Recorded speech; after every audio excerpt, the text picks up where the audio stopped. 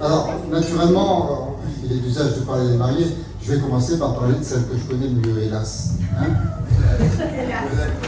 voilà. Bon, Alessandra, je l'ai connue toute petite. Hein, et déjà, elle faisait preuve d'un caractère très affirmé. C'est une façon... Affirmé.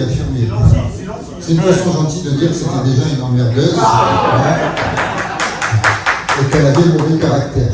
Bon, mais bon, elle a du caractère, c'est déjà bien. Hein. Bon, elle est toute petite, donc elle est déjà très tonique, hein, on va dire agitée. Hein. Et ça, Clément, tu vas apprendre à tes dépens bientôt. Voilà. Donc, elle était très remuante, et puis elle parlait beaucoup. Puis en vieillissant, elle a continué à parler beaucoup, surtout au téléphone avec sa mère. Il y a des heures qui ne sont pas toujours très agréables pour moi, qui essayent de dormir à côté. Tu vois. Donc elle continue, elle parle, elle téléphone beaucoup. Mais bon, ça, je t'explique pas d'où ça vient. Voilà, donc je ne veux pas dire grand-chose sur elle. Hein, je la connais bien, je l'ai supportée très longtemps. Et bon, ben maintenant...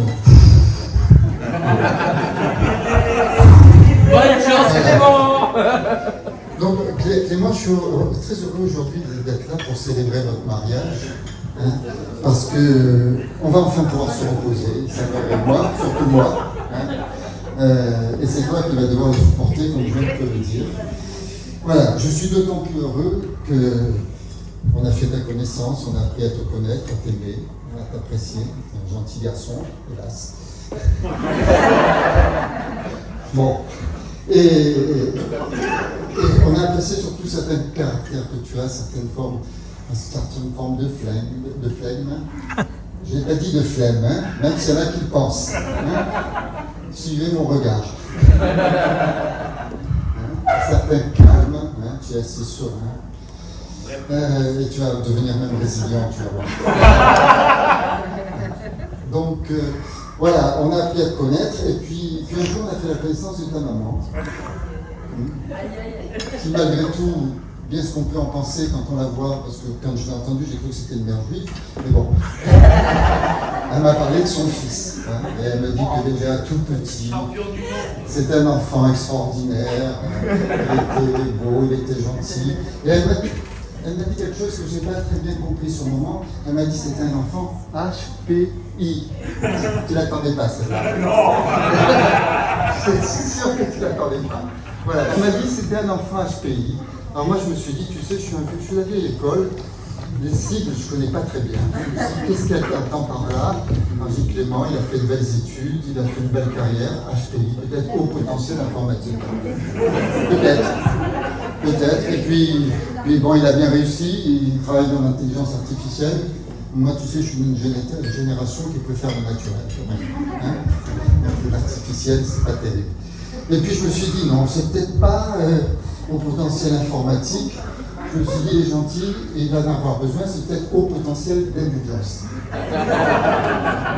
Je crois qu'il va falloir qu'il soit très, très indulgent, ce garçon. Voilà. Et puis, bon, il faut aussi avoir peut-être, c'est peut-être ça, un haut potentiel d'impassibilité. Dans certaines circonstances, tu vas le comprendre, à mon avis. Voilà. Mais je pense que, en fin de compte, non. HPI, ça veut dire haut potentiel d'ignorance. Tu ne sais pas où tu as mis les pieds. Là, je crois que tu es foutu. Bon, voilà. Donc, je dois quand même ce soir faire mon mea culpa.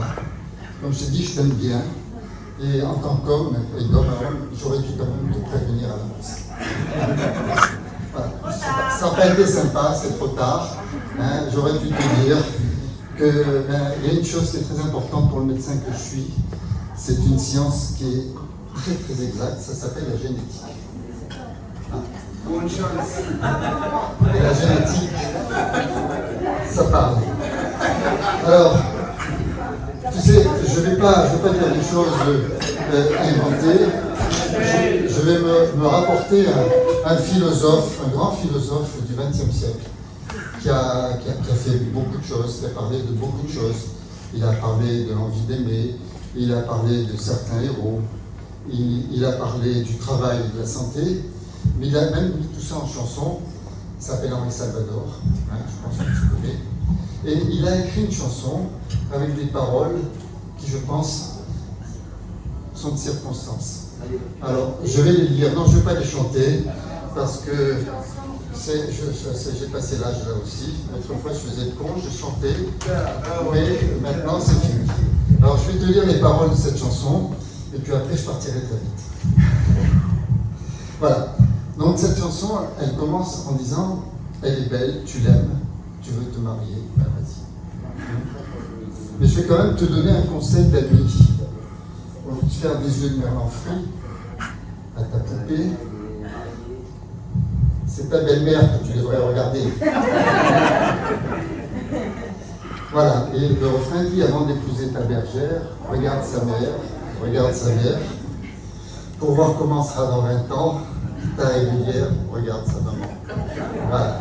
Donc je ne fais rien, sauf que si tu peux regarder quelqu'un d'autre, c'est moi, et tu auras à quel état je suis devenu. Voilà. Donc je vous souhaite beaucoup de bonheur, beaucoup de félicité, pas beaucoup d'enfants, hein, parce qu'on n'a pas envie de garder, tout de suite. Voilà. Et je vous souhaite bonne soirée. Maintenant je me tire parce que je vais me faire tuer.